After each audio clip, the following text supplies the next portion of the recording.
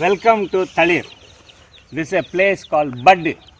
This is budding forth for a new life, and we are Capuchins working for the renewal of the society and the church.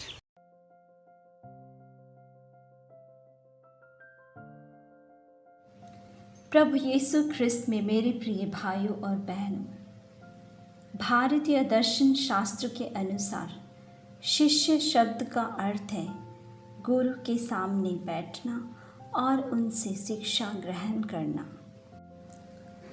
Socrates, Plato, Aristotle और सिकंदर ऐतिहासिक साक्ष्य हैं। उन्होंने गुरु के अधीन रहकर ज्ञान प्राप्त की थी।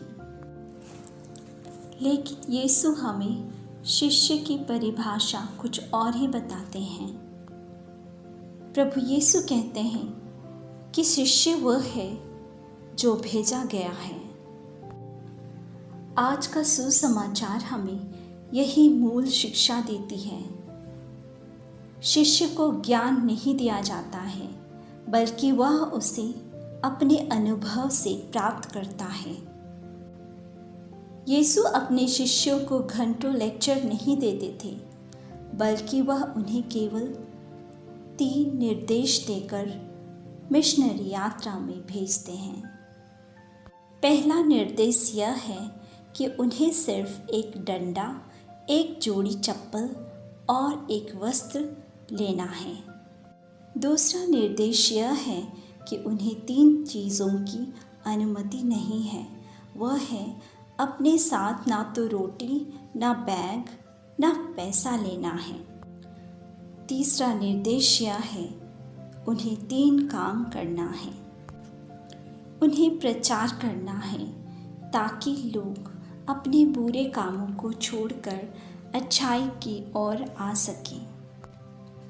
बुरी आत्माओं को बाहर निकलना है और बीमारों को चंगा करना है। और यीशु ने कहा कि जो आपको स्वागत करता है उनके घर में रहें। यदि कोई आपके स्वागत ना करे तो वह घर छोड़ दे। हालांकि ये निर्देश इतने सरल लगते हैं, लेकिन इसका तात्पर्य 3 महत्वपूर्ण मूल्यों से है: गरीबी, ईश्वर पर निर्भर करना और तीर्थयात्री होना। जब हम गरीबी का अनुभव करते हैं, हम ईश्वर पर पूरी तरह से निर्भर करते हैं। और शिष्यत्व के प्राथमिक उद्देश्य है दुनिया के कोने कोने में जाकर ईश्वर के वचन को फैलाना।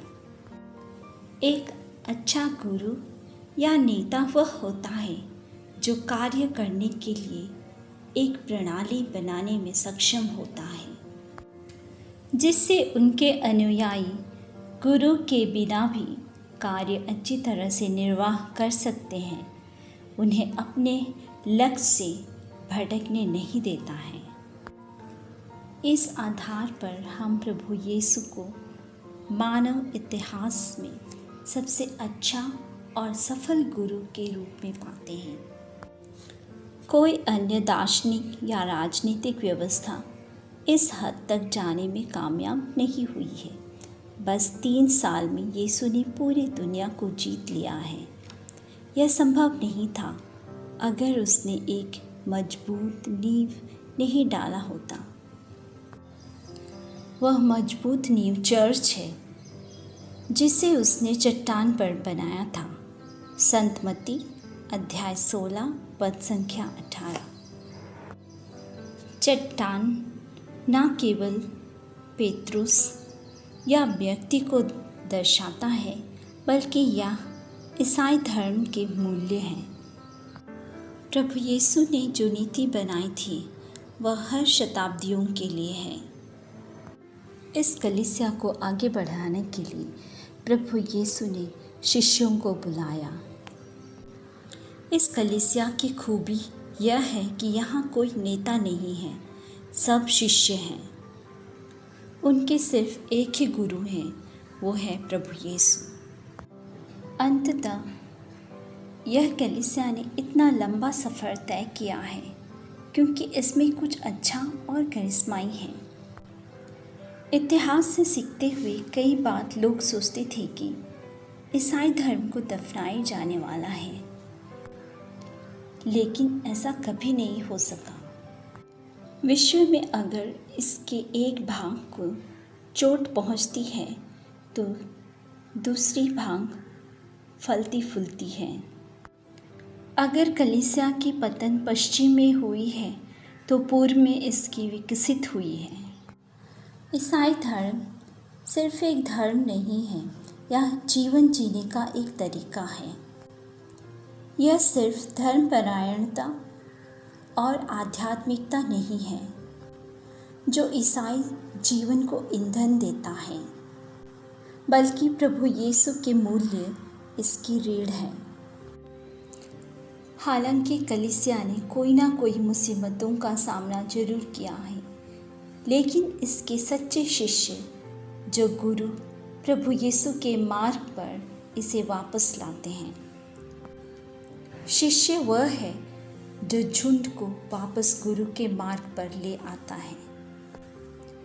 उदाहरण के लिए असीसी के संत फ्रांसिस, अब की बार हमारे संत पिता पोप फ्रांसिस कलीसिया को यीशु के मार्ग पर आगे बढ़ा रहे हैं।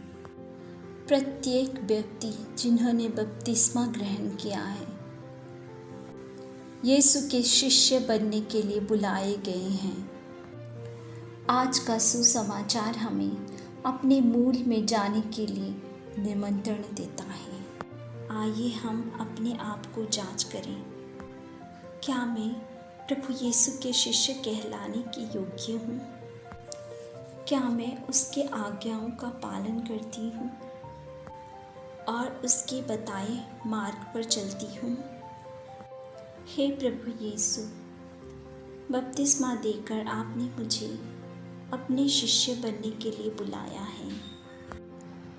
हे प्रभु, मुझे कृपा दें कि मैं आपको अपने जीवन में अनुभव कर सकूं, आपके मार्गों को समझ सकूं और पवित्र आत्मा से परिपूर्ण होकर सारी दुनिया में जाकर आपके बताए मार्ग को सभी लोगों तक पहुंचा सकूं। आपके प्रेम, शांति, दया, करुणा और क्षमा को मैं लोगों तक पहुंचा सकूं।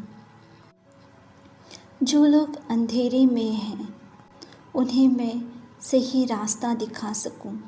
जो लोग पाप में जी रहे हैं उन्हें मैं आपके प्रेम और क्षमा को बता सकूं। हे प्रभु, मुझे इतनी कृपा दें कि मैं सबों को आपके झुंड में शामिल कर सकूं। आमीन।